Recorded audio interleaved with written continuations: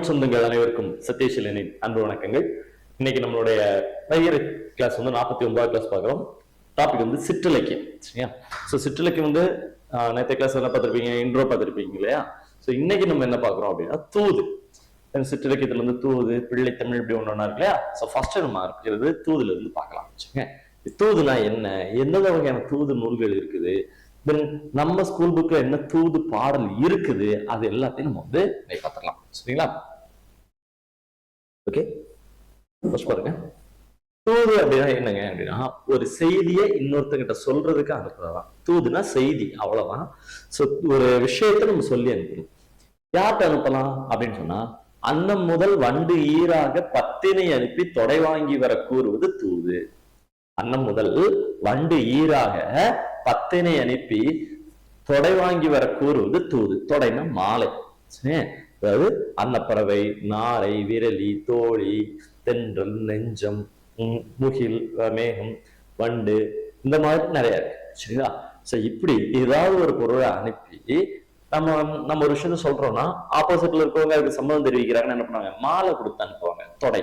அதுதான் சொல்றாங்க, அன்னம் முதல் வண்டு ஈராக தூதாக அனுப்பி தொடை வாங்கி வர கூறுவது தூது அப்படின்னு சொல்லியிருப்பாங்க. சரியா? யார் சொன்னா அப்படின்னா தொல்காப்பியத்துல சொல்றாங்க.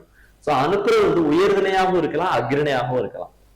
இப்ப சொன்னோம்ல, அன்னப்பறவை, அன்னச்சேவல், நாரை, விரலினம், மயில், நெஞ்சம், முகில், அடுத்த தென்றல், இந்த மாதிரி அக்ரணியும் இருக்குது, இல்ல தோழி, தோழன், இந்த மாதிரி உயர்திணையும் இருக்கு. அப்போ உயர்திணை, அக்ரிணை எதனாலும் தூதரலாம். சரிங்களா? இதுல வந்து தொல்காப்பி அடியில என்ன சொல்லியிருக்காங்க, காமம் மிக்க கலிபடர் கிளவி. இந்த இடத்துல அதாவது காதலுக்காக என்ன பண்றாங்க, ஒரு விஷயத்த சொல்லி அனுப்புறாங்க அப்படிங்கிற இடத்துல தான் இந்த தூது உருவானதா சொல்லப்படுது. சரியா? அடுத்து தொல்காப்பி என்ன சொல்றாங்க, தோழி, தாயே, பார்ப்பான், பாங்கன், பாணன், பாடினி, இளைய, விருந்தினர், கூத்தர், விரலியர், அறிவோர், கண்டோர், யாத்த சிறப்பின் வாயில்கள் என்ப அப்படின்னு சொல்லியிருக்காங்க. சரிங்க, என்னெல்லாம் சொல்லியிருக்காங்க பாருங்க. தோழி, தாய், பாகான், பாங்கன்னா தோழன், பாணன்னா இசைக்கலைஞர், பாடினா பாட்டு பாடக்கூடியவங்க, இளையர் அப்படின்னா நமக்கு இளையவங்க, தம்பி, அக்கன், அண்ணன், சரி தம்பி, தங்கச்சி, அது விருந்தினர்கள், கூத்தர், விரலியர், அறிவர், கண்டோர், இப்படி யாருனாலும் அனுப்பலாம். சரிங்க, தூது யாரெல்லாம் அனுப்பலாம்னு சொல்லி தொல்காப்பியர் சொல்லுது. ஒவ்வொரு நூல்லையுமே தூது பத்தி ஒண்ணு சொல்லியிருக்காங்க. சரியா? இதுல தொல்காப்பியர் சொல்லியிருக்காரு. அடுத்துங்க, இது வந்து இதுல பாடுவாங்க, களி வெண்பால பாடுவாங்க. சரியா? என்னங்க, களி வெண்பால பாடக்கூடியது. சரியா? அடுத்துங்க, தூது இலக்கியத்துக்கு வேற ஏதாவது பேர் உண்டானா வாயில் இலக்கியம் அல்லது சந்து இலக்கியம் சொல்லுவாங்க. சரிங்க, வாயில் இலக்கியம், சந்து இலக்கியம் அப்படின்னு வந்து சொல்றது. இப்ப தூதுனா ஒரு பொருளா, அதாவது அன்னம் முதல் வண்டி ஈராக பத்தினை அனுப்பி, இதுல ஏதாவது ஒண்ணு அனுப்பி ஒரு விஷயத்த சொல்லிட்டு வர சொல்றது, இல்ல கேட்டுட்டு வர சொல்றோம் தூது. ஸோ இது வந்து தொல்காப்பியத்துல இருந்து நமக்கு சொல்லப்படும். தூது நம்ம எப்படி பிரிக்கிறோம், அகத்தூது, புறத்தூதுன்னு ரெண்டு இருக்கு. அகத்தூதுன்னு ஒண்ணு இருக்கு, புறத்தூதுன்னு ஒண்ணு இருக்கு. சரியா? அதாவது புறத்தூதுனா போருக்காக, நட்புக்காக இப்படி அனுப்புறது. அகம்னா காதல், இதை பத்தி அனுப்புறது. சரியா? அது மாதிரி தூதுனா இதுல மட்டும்தான் இருக்குமா அப்படின்னா கிடையாது. இதுல நாயன்மார்களும் பாடியிருக்காங்க, ஆழ்வார்களும் பாடியிருக்காங்க. சோ அதை பத்தி சில எக்ஸாம்பிள்ஸ் இருக்கு, நம்ம கீழே பார்ப்போம். சரி, பக்தி இலக்கியங்களவே தூது இருக்குங்க. பக்தி இலக்கியங்கள மடலேறுகள் பத்தி பாடியிருக்காங்க, தூது இருக்கு, பிள்ளைத்தமிழ் இருக்கு, எல்லாமே இருக்கும். சரியா? திருக்குறள்ல கூட தூதுன்னு ஒரு அதிகாரம் உண்டு, எனக்கு நல்லாவே தெரியும். இலக்கண வழக்கம் அப்படிங்கிற நூல்ல வந்து தூது அப்படிங்கிறது 10 பொருள், அப்படி எல்லா இதுலயுமே 10 இதை வந்து தூது அனுப்பலாம்னு சொல்லியிருக்கோம். ஆனா இன்னைக்கு பிற்கால புலவர்கள் எதெல்லாம் அனுப்புறாங்கன்னா, மான், நெல், பணம், புகையிலை, மனம், தமிழ், இது மாதிரி நிறைய தூது அனுப்புறாங்க. சரியா? முன்னாடி சொன்னது வேற, பின்னாடி இலக்கியங்களை மாறும்போது நிறைய விஷயத்தை தூது அனுப்புறாங்க. ஓகேவா? இப்ப பாருங்க, தன்னை தலைவியாக நினைத்துக் கொண்டு நாரையை தூது விட்ட ஆழ்வார் யாருன்னா நம்ம ஆழ்வார். தன்னை தலைவியா நினைச்சு, தன்னை தலைவியா பாவிச்சு தலைவனுக்கு அனுப்புற மாதிரி இறைவனுக்கு நாரைய தூது அனுப்புறவர் யாரு, நம்மாழ்வார் அனுப்பியிருக்காரு. சரிங்க, ஓகே. பிள்ளைத்தமிழுக்கு அடுத்து சிற்றிலக்கிய வகைகள்ல தூது இலக்கியம் தான் அதிகமா இருக்கும். சரி, சிற்றிலக்கியத்துல அதிகமா இருக்கிறதுனா பிள்ளைத்தமிழ், அதுக்கப்புறமா இருக்கிறது தூது தான் நிறைய இருக்கும். சரியா?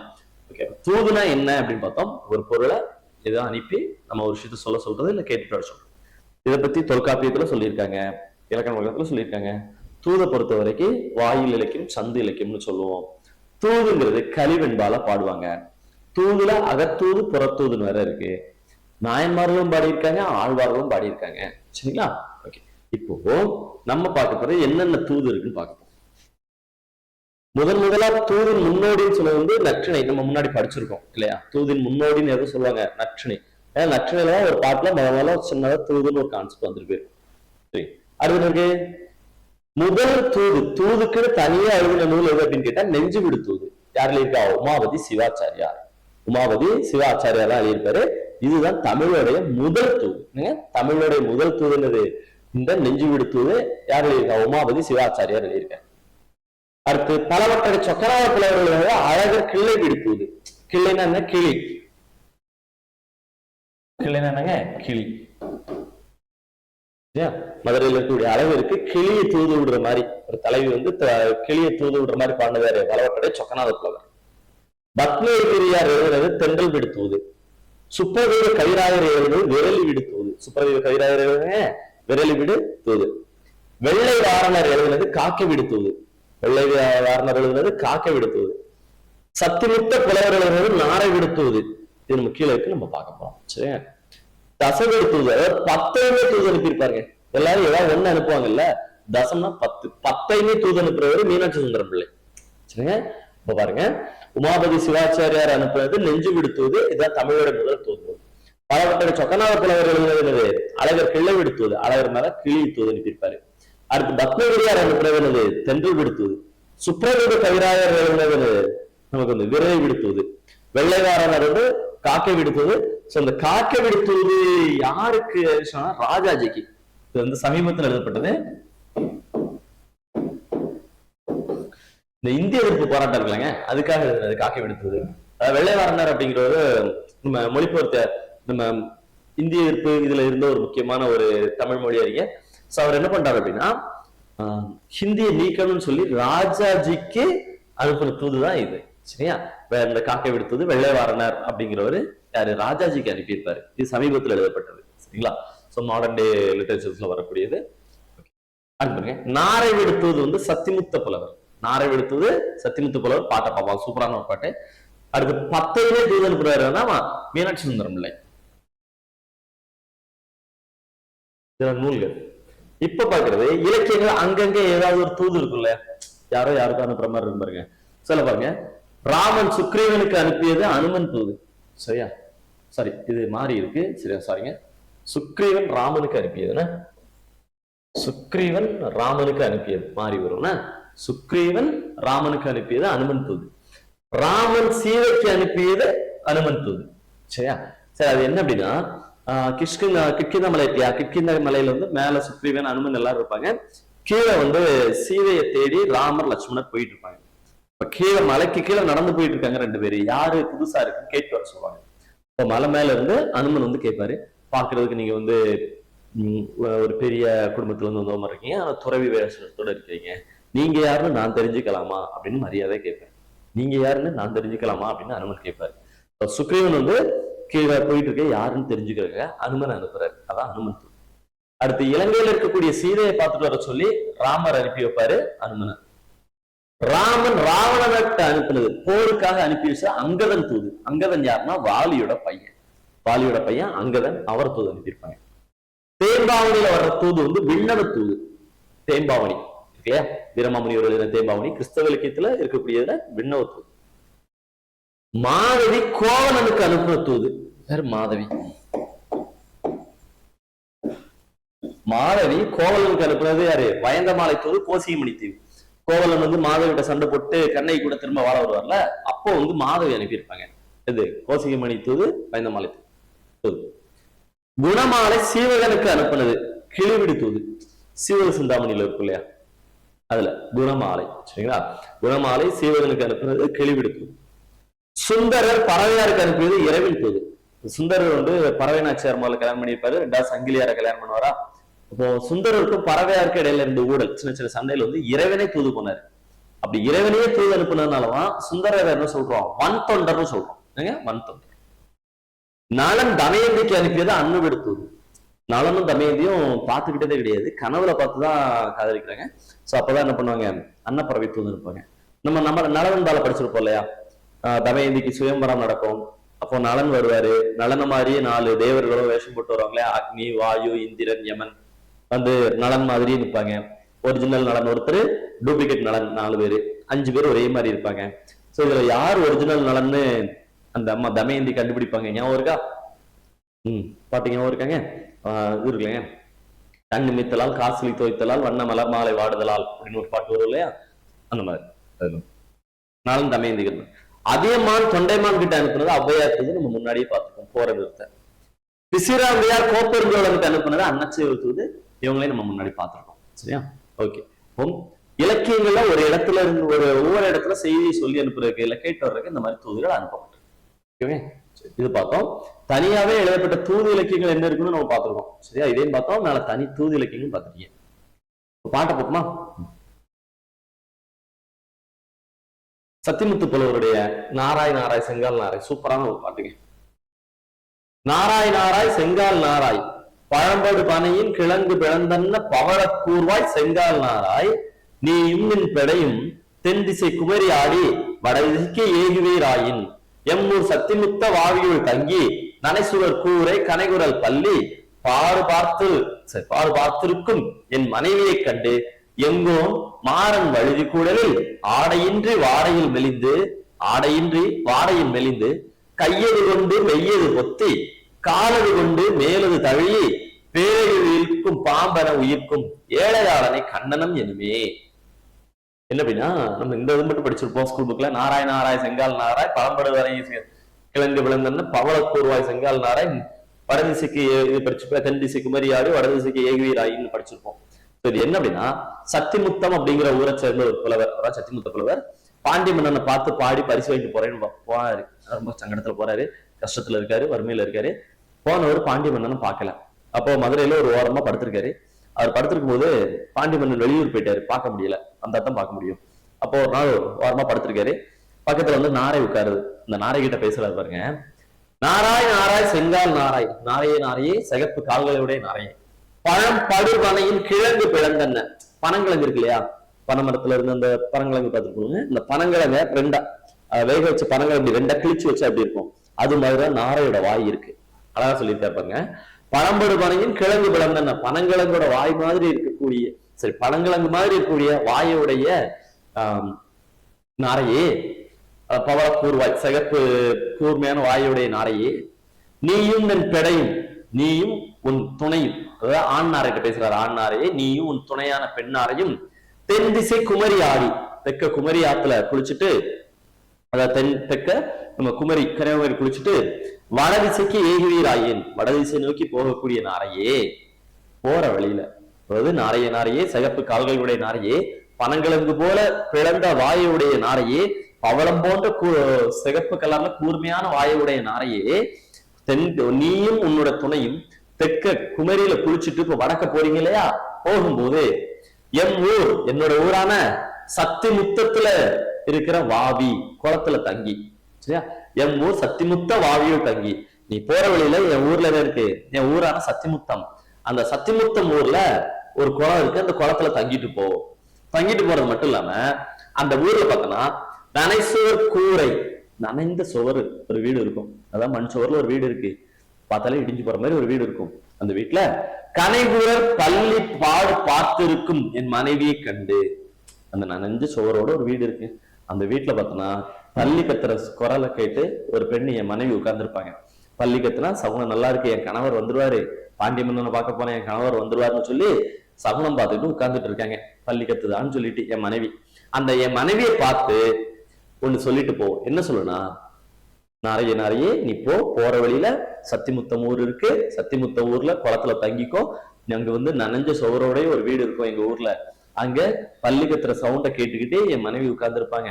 அங்க போய் என்ன சொல்லிட்டு போனா, எங்கோன் மாறன் வழுதி கூடலில், எங்கோன் மாறன் வழுதி கூடலில், மாறன் வழினாரு பாண்டிய மன்னன், கூடல்னா மதுரை, பாண்டிய மன்னன் ஆட்சி செய்யக்கூடிய மதுரையில நான் ஒருத்தரை பார்த்தேன். அவர் எப்படி இருக்காரு அப்படின்னா, ஆடையின்றி வாடையில் மெலிந்து, உடுத்த ஆடை இல்லாம வாடையில அப்படி மெலிஞ்சு போய் இருக்காரு, குளிர்ல குளிர்ல, சரியா? உடுத்துறதுக்கு சரியான ஆடை இல்லாம குளிர்ல நடுங்கி போய் இருக்காரு. கையது கொண்டு மெய்யது பொத்தி, தன்னோட கையால மெய் உடம்ப மறைச்சிருக்காரு. சரி, கையது கொண்டு மெய்யது பொத்தி, காலது கொண்டு மேலது தழி, மேல போத்திக்கிறது இல்லாம குளிர்ல அப்படி சுருக்கி படுத்து போலையா, காலது கொண்டு மேலது தழி, பேழையில் இருக்கும் பாம்பன, பெட்டிக்குள்ள இருக்க பாம்பு மாதிரி சுருண்டு இருக்க ஒருத்தரை பார்த்தேன், அப்படிப்பட்ட ஒரு ஏழையாளனை பார்த்தேன் அப்படின்னு நீ சொன்னாலே போதும். போகும்போது சத்திமுத்தம் ஊர்ல இருக்கக்கூடிய குளத்துல தங்கிட்டு போ. அந்த ஊர்ல நனைந்த சுவர்களை உடைய வீடு ஒண்ணு இருக்கும். அங்க ஒருத்தங்க இருப்பாங்க, என் மனைவி பள்ளி கத்தக்கூடிய சவுண்ட கேட்டு சகுனமா இதுக்கு பார்த்து உட்கார்ப்பாங்க. அவங்ககிட்ட போய் என்ன சொல்லு, எங்கோன் மாறன் வழுதி கூடலில், பாண்டிய மன்னன் ஆட்சி செய்யக்கூடிய கூடல் மதுரைக்குள்ள ஆடையின்றி வாடையில் மெலிந்து கையது கொண்டு மெய்யது பொத்தி காலது கொண்டு மேலது தழையி பேழையில் இருக்கும் பாம்பர உயிர்க்கும் ஏழையாளனை கண்டனம் என்னமே. உடுத்த சரியான உடை இல்லாம குளிர்ல தன்னோட கையை கொண்டு உடம்ப மறைச்சு காலை கொண்டு சுருக்கி படுத்துக்கிட்டு பெட்டிக்குள்ள இருக்க பாம்பு மாதிரி ஒருத்தர் இருந்த ஒரு ஏழ்மையான ஒருத்தரை பார்த்தேன்னு சொல்லிட்டு போ. என் மனைவி புரிஞ்சுப்பாங்க, என்னது நான் இன்னும் பாண்டிய மன்னனை பார்க்கல, பாண்டிய மன்னனை பார்த்தா எனக்கு பரிசு கிடைச்சிருக்கோம், நிச்சயமா ஊருக்கு வந்துருவேன், இன்னும் பாண்டிய மன்னனை பார்க்கல அப்படிங்கிறத என் மனைவி புரிஞ்சுப்பாங்க, போகும்போது சொல்லிட்டு போன்னு சொல்றேன். வறுமையில இது சொல்லி விடக்கூடிய. சரியா, நல்ல ஒரு பாட்டு பாத்துட்டீங்களா? அடுத்த பாட்டு பார்ப்போமாங்க. இது பெரிய பாட்டுங்க. சரியா, பெரிய பாட்டு, தமிழ் விடுத்தது, அதுக்கு மீனிங் நிறைய கொடுத்துருப்போம் கீழே. சரிங்களா, தமிழ் விடுத்து. அரிய அசனமும் உனக்கே ஆனால் உனக்கு சரியாரும் உண்டோ தமிழே, விரியாவூர் திகழ்வா ஒரு நான்கும் செய்யுள் வரம்பாக புகழ் பாவினங்கள் மடை போக்கா நிகழவே நல் ஏறினால் செய்யுள் நாள் கரணத்து ஏற்பூட்டி சொல்லேர் உழவர் தொகுத்தியின்றி நல்ல நெறி நாளே விதையா நனி விதைத்து நாள் பொருளும் மேலே பலந்தரச் செய்விக்கும் நாள் வேலூரில் பார்த்தனதா கொண்ட பிள்ளை பாண்டியன் வில்லி ஒட்டக்கூத்தரியர் கல்லாறு ஓட்டி கொள்ளும் சீத்தையரை குட்டி செவியறுத்து குட்டி தலைகள் எல்லாம் வெட்டி களைவெறிக்க மேலாய்த்தோர் கட்டி வளர்ந்தனை பால் முந்திரியை வாழைக்கனியாய் கிளர்ந்த கரும்பாய் நாளிகேரத்து இளங்கனியாய் தித்திக்கும் தெள்ளமுதாய் தெள்ளமுதினும் மேலான முத்திக்கனியே முத்தமிழே புத்திக்குள் உன்னோடு புத்திக்குள் உண்ணப்படும் தேனே உன்னோடு ஒன்றைக்கும் விண்ணப்பம் உண்டு விளம்பக்கே. சூப்பரான பாட்டு, முடியல, நிறைய இருக்கு. சரியா, ஷார்ட்டா முடிச்சிருக்கேன். ஓகே, ஒண்ணு பார்ப்போம். என்ன சொல்றீங்க? அரியாசனம் உனக்கே ஆனா தமிழே உனக்கு சரியாரும் உண்டோ. உனக்கு அரியாசனம் கொடுத்தாச்சு அப்படின்னா உனக்கு சரியாசனம், உனக்கு இணையா உட்கார யாரா இருக்காங்களா? கிடையவே கிடையாது. உனக்கு தான் அரியாசனம். விரியா ஊர் திகழ்வா ஒரு நான்கு செய்யுள் வரம்பாக புகழ்வாவினங்கள் மடை போக்கா நிகழவே நல் ஏறினால் செய்யுள் நாள் கரணத்து ஏர் ஊட்டி சொல்லேர் உழவர் தொகுத்து ஈண்டி. சரி, இது என்னன்னு பார்த்தோமா, கீழே கொடுத்துருக்கோம். மீனிங் பார்த்துருமா? வயலின் வரப்பாக என்ன இருக்கு? 4 வகை பாக்கள். சரிங்க, ஒரு வயல், அதாவது தமிழை இப்ப மாத்திரம் தமிழ்ல விளையக்கூடியதெல்லாம் என்ன சொல்றாங்கன்னா 4 வகை பாக்கள் வரப்பாகவும் அது உள்ள இருக்கக்கூடிய துறை தாலி சிவிருத்தம் இந்த மாதிரி சொல்லல, இந்த மாதிரி இதெல்லாமே பாவினங்கள் மடைகள் வாய்க்கால் மாதிரியும் இதுல 4 வகை பாக்களை வரப்பாக கட்டி அதுல எந்த மாதிரியான ஏர்களெல்லாம் வச்சு ஓட்டுறோம் அப்படின்னு சொன்னா மனம் புத்தி சித்தம் அகங்காரம். எதுக்கு? ஏன்னா இப்போ ஒரு நிலத்தை பண்படுத்தணும், நிலத்தை பண்படுத்தினா தான் அந்த இடத்துல என்ன பண்ணும், அதாவது உழவடிக்கணும், அந்த அந்த இடத்த நமக்கு ஏத்த மாதிரி மாத்தணும் இல்லையா? அது மாதிரி சொல்றாங்க. தமிழ்ல இருக்க பா இனங்களை வரப்பு ஒரு நிலத்தோடைய வரம்பாக மாத்தியாச்சு. அங்க எதை வச்சு ஏர் விழுறாங்க அப்படின்னு கேட்டா எதெல்லாம் ஏரா வச்சிருக்காங்கன்னா மனம் புத்தி சித்தம் அகங்காரம், மனம் புத்தி சித்தம் அகங்காரம். இதுல உழவர்கள் யாரு அப்படின்னு கேட்டா சொல்லேர் உழவர். சொல்லேர் உழவர்னா யாரு? புலவர்கள். சரிங்க, சொல்லேர் உழவர்கள் யாரு? புலவர்கள். ஓகேவாங்க. அதாவது இனங்களை வரப்பா வச்சாச்சு. அந்த இடத்த பண்படுத்தணும்னது முதல்ல தமிழ் படிக்கும்போது மனசை பண்படுத்தணும். சரிங்க, மனசை பண்படுத்தணும், மனம் சித்தி புத்தி அகங்காரம் இதெல்லாம் சரி பண்ணணும். சரி, இதெல்லாம் வச்சு இந்த ஏர்களை வச்சு பண்படுத்தியாச்சு. ஓகேவா? அடுத்து உழவர்கள், சொல்லேர் உழவர். நம்மளுடைய புலவர்கள் என்ன பண்றாங்க, நம்ம மனசுக்குள்ள 4 விதமான கவிதைகள் மூலமா கருத்துக்களை விதையா விதைக்கிறாங்க. வைகற்பம், கவுடம், பாஞ்சாலம், மாகவம், இந்த மாதிரி 4 விதைகளை விதைக்கிறாங்க. இதுல எது விளையுது? அறம்பொருள் இன்பம் நமக்கு கிடைக்குது. அறம்பொருள் இன்பம் கிடைக்குது. இதைத்தான் சொல்லியிருக்காங்க. சரியா, பாப்பா. திகழ்பா ஒரு 4 செய்யுள் வரம்பாக புகழ் பாவினங்கள் மடைப்போக்கா. 4 வகை பாக்களை வரப்பாக வச்சாச்சு. நல் ஏறினால் செய்யுள் 4 கரணத்து ஏர் பூட்டி. நல் ஏறினால் 4 கரணத்து, அந்த 4 விதமானது என்னது? மனம் சித்தி புத்தி அகங்காரம் இருக்கு இல்லையா? இது சொன்னோம். அதை யாரு விதைக்கிறா? சொல்லே உழவர், அதாவது புலவர்கள் விதைக்கிறாங்க. நல்ல நெறி நாளே விதையா நெறிவித்து நாள் பொருள் மேலே வளம்பெற செய்விக்கும் நாள். பார்த்தோம் இல்லையா, அந்த 4 பொருள் விதைகள் வந்து விதைக்கிறது அப்படின்னு சொல்லி மேலே பலம்பெற செய்விக்கும் நாள். நாள் பொருள் எது கிடைக்குது? அறம்பொருள் இன்பம் அப்படிங்கிறத நம்ம கிட்ட விளைவிக்கிறது. சரியா சொல்லிட்டு இந்த இப்படிப்பட்ட நல்ல விஷயங்கள் எல்லாம் உருவாக்குற தமிழே உன்கிட்ட மேலூரில் பார்த்தனவா கொண்ட பிள்ளை பாண்டியன் வில்லி ஒட்டக்கூத்த அணிவர் கல்லாது ஓட்டி கொள்ளும் சீத்தையரை குட்டி செவியெடுத்து கூட்டி தலைகள் எல்லாம் வெட்டி களைபெருக்கிய மேலாய்த்தோர். தமிழே இப்ப நீ எங்களுக்கு எல்லாரும் கொடுத்த, நீ வந்து அதாவது ஒன்ன சில பேர் என்ன பண்றாங்க, சீத்தையர்கள். சீத்தையர்னா போலி புலவர்கள். தமிழை நான் ஃபுல்லா படிச்சுட்டேன்னு சொல்லுவாங்க, ஆனா அறவரையா படிச்சுட்டு தமிழை குறை சொல்லவங்க இருக்காங்க, தமிழ் அறவரையா படிச்சுட்டு ஃபுல்லா சொல்லவங்க இருப்பாங்க. சரியா? ஓகே, அப்போ வந்து என்ன சொல்றாங்க அப்படின்னா, இப்படிப்பட்டவங்களை தமிழே போலி புலவர்கள் இருக்காங்க இல்லையா, உன்னை பத்தி முழுசா தெரியாமலேயே உன்னை தவறா சொல்றவங்க இல்ல தவறா கத்துக் கொடுக்குறவங்க இருக்காங்க இல்லையா, இப்படிப்பட்ட போலி புலவர்களை தலையில குட்டுறது யாரு? பார்த்தனவா பிள்ளை பாண்டியன். இவர் யாருன்னா அதிவீர ராம பாண்டியன். காசி காண்டம் இதெல்லாம் எழுதினார் பத்தியில, அந்த அதிவீர ராம பாண்டியன். சரி, பிள்ளை பாண்டியன் அப்படின்னா யாரு? அதிவீரராம பாண்டியன்.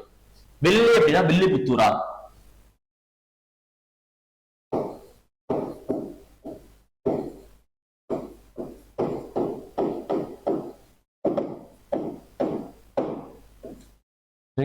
வெள்ளி அப்படிங்கிறது வில்லிபுத்தூரார். சரியா? அவர் என்ன பண்ணாரு? காதை அறுப்பாரு. அது ஒரு கதை உண்டு இல்லைங்க, இவர்கிட்ட யாராவது போட்டிக்கு போயிட்டு தோத்து போயிட்டாங்கன்னா அவங்க காதை அறுத்துருவாரு. இவர் ஜெயிச்சிட்டாரு, வந்தவங்க தோத்துட்டாங்கன்னா காதை அறுத்துருவாரு.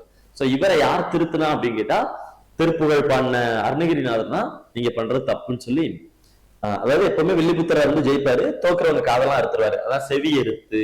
சரியா?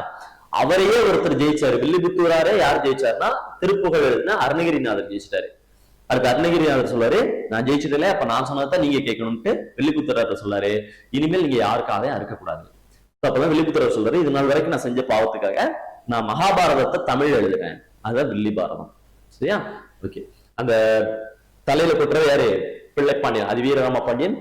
தப்பு பண்ணா காதை இருக்கிறவர் யாரு? வில்லிபுத்தூரா. கழுத்து இருக்கிறவர் யாரு? ஒட்டக்கூத்தர். ராஜதண்டனை கதை பிடிச்சிருக்கீங்களா? பின்னாடி ஒரு பார்ப்போம், இந்த அம்பிகாவி அமராவதி கதையில வரும், அதான் ஒட்டக்கூத்தர். சரிங்க? இப்படிப்பட்ட இவங்கெல்லாம் சேர்ந்துதான் தமிழே உன்னை நாங்க பத்திரமா வளர்த்துக்கிட்டு இருக்கோம்.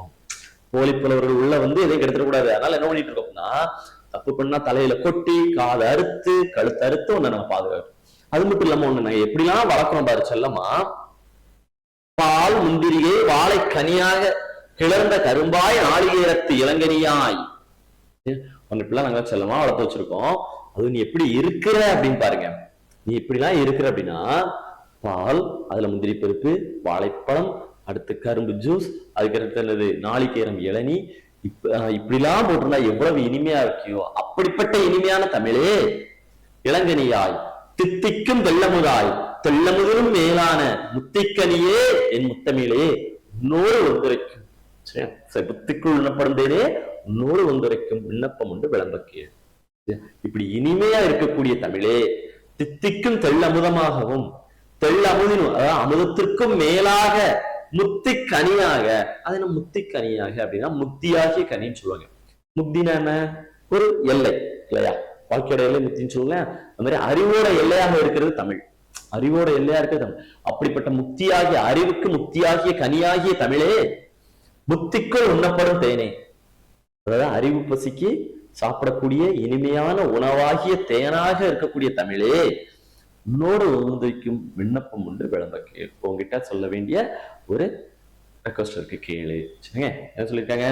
அதாவது பால் முந்திரியை வாழைக்கனியாக கரும்பாக நாளிகேரம், அதாவது இளநீராக இளங்கனியாகவும் தித்திக்கும் தெளிந்த அமுதமாகவும் இனிமையான அமுதமாகவும் அமுதத்திற்கும் மேலான முத்தியாகிய கனியாகவும் இருக்கக்கூடிய தமிழே புத்திக்குள் உண்ணப்படக்கூடிய அறிவுக்கு அறிவு பசிக்கு உணவாகிய இனிமையான உணவாகிய தமிழே உங்ககிட்ட ஒண்ணு சொல்ல வேண்டியிருக்கு, கேளு. என்ன கேட்கிறேன் பாப்போமா? மண்ணில் மண்ணில் ஓகே இதுல ஒரு லைன் கட் ஆயிருக்குங்க.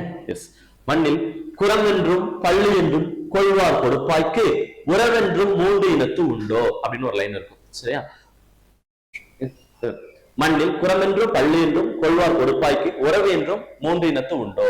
அதாவது பள்ளு குரம் அப்படின்னு சொன்னா முக்குடர் பல்லு குறவஞ்சி இந்த மாதிரி சரிங்க. சோ முக்குடர் பல்லு குறவஞ்சி இந்த மாதிரி மக்களை பத்தியும் மண்ணை பத்தியும் எளிமையான தமிழ்ல சொல்லி கொடுக்குறியே, உனக்கு துறை தாழிசை விருத்தம் இந்த மூன்று வகையான பாயினங்களும் நல்லா தெரியும்ல அப்படின்னு சொல்றாங்க. ஏன்னா குறவஞ்சி பல்லுங்கிறது பேச்சு வழக்குல இருக்கும், மண்ணை பத்தியும் மக்களை பத்தியும் வாழ்வியலோட பாடுற மாதிரி இருக்கும். உனக்கு துறை தாழிசை விருத்தம் இந்த மாதிரி பெரிய பெரிய இலக்கண பாட்டுலாம் தெரியும்ல அப்படின்னு சொல்றாங்க. அடுத்து திறமெல்லாம் வந்து சிந்தாமணியா இருந்தவனை சிந்து என சொல்லிய நான் சிந்துமே. சிந்தாமணினா என்ன? புகழ் ஒளி குறையாத மணி. ஒளி குறையாத மணியாக இருந்த தமிழே உன்னை பார்த்து சிந்து, அதாவது சிந்துனா பாவையில இருக்கு. இன்னொரு மீனிங் என்ன சொன்னாங்கன்னா, ஒரு காலத்துல வந்து தமிழ் வந்து வடமொழியில இருந்து வந்தது அப்படின்லாம் சொன்னாங்க. சோ அப்படிப்பட்டவங்களோட நாக்கு தான் கீழே விழுந்துரும் அப்படின்னு சொல்றாங்க. ஒளிகுறையாத மணி போல புகழ் குறையாமல் இருக்கக்கூடிய தமிழே உன்னை சிந்து என சொல்லிய நாக் சிந்துமே. உன்னை யார் தப்பா சொல்றா அவங்க நாக்குதான் விழுந்துருன்றாங்க. அந்தரமே முற்றும் உணர்ந்த தேவர்களும் முக்குணமே பெற்றார், குற்ற நீ குற்றமிலா 10 குணம் பெற்றாய். வானத்துல இருக்க தேவர்களுக்கு 3 குணம் தான் இருக்கு, ராசசம் அத்திசம் தாமசம் அப்படின்னு சொல்லி. ஆனா தமிழே நீ உனக்கு 10 குணங்கள் இருக்கு. மற்றொரு ஆக்கிய வண்ணங்கள் 5 மேல் உண்டோ, நீ நோக்கிய வண்ணங்கள் 100 உடையாய். மனுஷங்களால் உருவாக்கின வண்ணங்கள் எத்தனை இந்த இருக்குல்லங்க, சிகப்பு வெள்ளை பச்சை கருப்பு மஞ்சள் அவ்வளவுதான். ஆனா தமிழே உங்ககிட்ட 100 வண்ணங்கள் இருக்கு. நாக்குல ஊனரசம் 6 உண்டோ, செவிகள் உணவான நவரசம் உண்டாயினாய். அதாவது மனுஷங்களால உணரக்கூடியது வெறும் 6 சுவை, அதுவும் குறைவுள்ள சுவைதான் தெரியும். உனக்கு செவிகளுக்கு நீ 9 நவரசத்தை கொடுக்குற. ஏனோருக்கு அழியா வனப்பொன்று அல்லது அதிகம் உண்டோ, ஒழியா வனப்பெற்றுடையாய். மனுஷங்களுக்கு அழியாத வனப்புனா ஒண்ணுதான், ஆனா தமிழே உனக்கு 8 வனப்புகள் 8 அழகுகள் இருக்கு அப்படின்னு சொல்லி. சரி, இந்த பாடம் பார்த்தப்போ இந்த பாட்டுல கொடுத்த மீனிங் எல்லாமே நம்ம வந்து கீழே கொடுத்துருக்கோம். சரியா பார்த்தோம். சரி, இன்னைக்கு வந்து நம்ம பார்த்த என்ன, தமிழ் வீடு தூது பார்த்திருக்கோம். சோ இந்த நாரை வீடு தூது பார்த்தோம், தூது இலக்கியத்தை பார்த்திருக்கோம். சரிங்களா, நாளைக்கு நம்ம கிளாஸ்ல பார்க்க போறது பிள்ளைத்தமிழ். சரிங்களா, நாளைக்கு ஞாயிற்றுக்கிழமை இல்லையா? சரி, அப்ப ஞாயிற்றுக்கிழமை மறக்காம டெஸ்ட் எழுதிருங்க. சரியா, நம்ம திங்கட்கிழமை அடுத்த கிளாஸ்ல பார்க்க போறது பிள்ளைத்தமிழ் பார்க்கலாம். நாளைக்கு நம்மளோட தமிழ் பற்றை சேனல்ல ஈவினிங் 5 மணிக்கு டெஸ்ட் லிங்க் வந்துடும். ஸோ டெஸ்ட் லிங்க் நம்ம தமிழ் பற்றை சேனலோட லிங்க் நம்ம கீழே வீடியோல டிஸ்கிரிப்ஷன் கொடுத்துடுறோம். அதில் ஜாயின் பண்ணிக்க. நம்ம நேற்று ஒரு கொஸ்டின் கேட்டிருந்தோம். என்ன கேட்டிருந்தோம் அப்படின்னு சொன்னா, மகாவித்வான் பட்டம் கொடுத்தது யாருக்கு கேட்டிருந்தோம்? திருவாவடுதுறை ஆதீனம் கொடுத்தாரு. திருவாவடுதுறை ஆதீனமா இருந்தவர் கொடுத்திருப்பாரு. சரிங்களா, ஓகே, தேங்க்யூ. ஸோ கண்டிப்பா கிளாஸ் பார்க்கலாம். நன்றி, வணக்கம்.